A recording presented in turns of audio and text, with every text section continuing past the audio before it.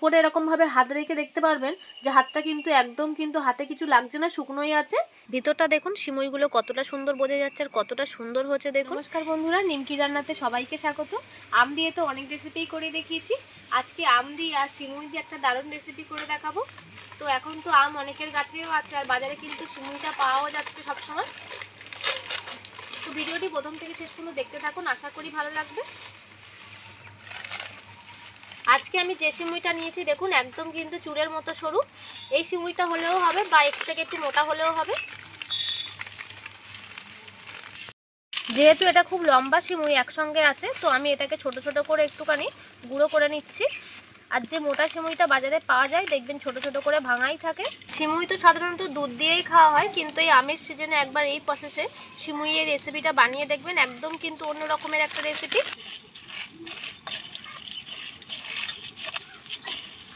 আমটা আজকে পেস্ট করে নিয়ে চলে এসেছি, আর এটাতে কিন্তু পেস্ট করার সময় আমি কিছু ব্যবহার করিনি, শুধুই আমটাকে পেস্ট করা আছে। আপনারা যদি নিরামিষভাবে করতে চান এই ডিমের বদলে কিন্তু দই দিয়েও করতে পারবেন। যে পরিমাণে আমি সিমুই নিয়েছি তার জন্য আমার কিন্তু এখানে এই বাটির 1 বাটি পরিমাণ চিনি গুঁড়ো লাগবে। আর এই চিনিটা গুঁড়ো করার সময় আমি কিন্তু 4টে এলাচ দিয়েই গুঁড়ো করে নিয়েছি। আজকে কিন্তু এর মধ্যে আমি ডিম ব্যবহার করেছি, তার জন্য কিন্তু কোনো রকম ভ্যানিলা এসেন্স ব্যবহার করব না, যেহেতু আমের একটা সুন্দর গন্ধ পাবো, তার জন্য আমটা আর আমি কিন্তু এলাচ দিয়েই কিন্তু আজকে রেসিপিটা করছি। এবার এর মধ্যে আমি 1/2 কাপ পরিমাণে দিয়ে দিচ্ছি তেল, দিয়ে এটাকে ভালো করে মিশিয়ে নেব। চিনি গুঁড়ো আর তেলটাকে মিশিয়ে নেওয়ার পর দিয়ে দিচ্ছে এখানে 10 টাকা প্যাকেটের একটা গুঁড়ো দুধ, আর দিয়ে দিচ্ছি এরকম ছোটো চামচের 3 চামচ পরিমাণে হবে সেই পরিমাণে দিয়ে দিচ্ছি নারকেলের গুঁড়ো। এটা অপশনাল, দিতেও পারেন নাও দিতে পারেন, কিন্তু দিলে সিমুইয়ের টেস্টটা ভালো আসবে। এবার দিয়ে দিচ্ছি স্বাদ মতো নুন। সমস্ত উপকরণগুলো এবার ভালো করে আমি মাখিয়ে নেব। সমস্ত উপকরণ দিয়ে ভালো করে মিশিয়ে নেওয়ার পর এবার আমি দিয়ে দিচ্ছি বেটে রেখে দেওয়া আম, দিয়ে ভালো করে মিশিয়ে নিচ্ছি। এবার যে সিমুইটা আমি হাত দিয়ে একটু গুঁড়ো করে রেখেছিলাম সেই সিমুইটাকেই এবার আমি দিয়ে দিচ্ছি। অল্প অল্প করে দেবো আর মিশিয়ে নেব।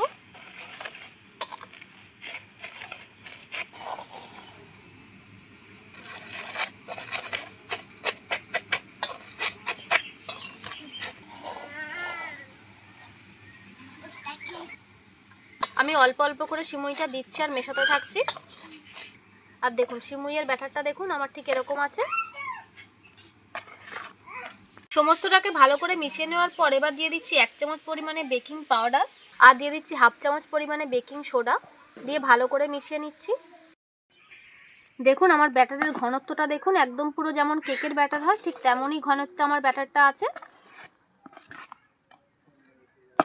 আর বেকিং সোডা আর বেকিং পাউডারটা দেওয়ার জন্য কিন্তু সিমুইটা একদম ফেপে গেছে। এই গামলাটার মধ্যে আমি তেল মাখিয়ে নিয়েছি আর নিচেই কিন্তু একটা কাগজও দিয়ে নিয়েছি। এবার এটাকে দিয়ে দিচ্ছি।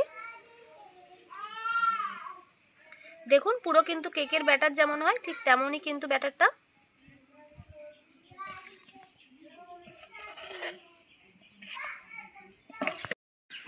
সমস্তটা ঢেলে নেওয়ার পর আমি একটু ঝাঁকিয়ে নিচ্ছি গামলাটাকে। এটাকে আমি আজকে জলের ভাপে করব, তাই জল দিয়ে আর একটা স্ট্যান্ড দিয়ে কিন্তু আমি এই ব্যাটারটাকে বসিয়ে দিয়েছি। এবার ঢাকা দিয়ে দেব। 20 মিনিট মতো আমি এটাকে স্টিম করে নিয়েছি। এবার আপনাদেরকে একটা কাঠি দিয়ে আমি চেক করে দেখিয়ে দেব। দেখুন কাঠিটা কিন্তু একদম পরিষ্কার এসছে, বা উপরে এরকম ভাবে হাত রেখে দেখতে পারবেন যে হাতটা কিন্তু একদম কিন্তু হাতে কিছু লাগছে না, শুকনোই আছে। এবার আমি এটাকে নামিয়ে নেব।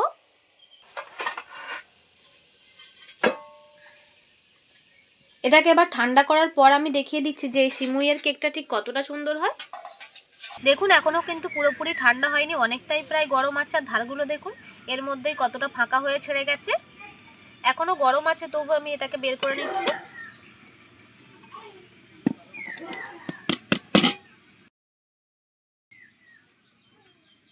দেখুন কতটা সুন্দর হচ্ছে, দেখুন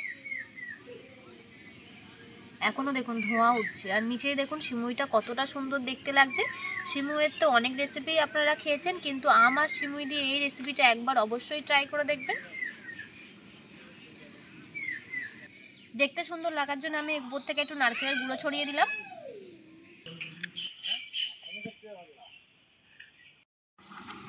এবার আমি আপনাদেরকে একটা ভেঙে দেখিয়ে দিচ্ছি। দেখুন ভিতরটা দেখুন, সিমুইগুলো কতটা সুন্দর বোঝা যাচ্ছে আর কতটা সুন্দর হচ্ছে দেখুন। আম দিয়ে কিন্তু সিমুইয়ের রেসিপিটা অবশ্যই আপনারা এইভাবে ট্রাই করতে পারেন।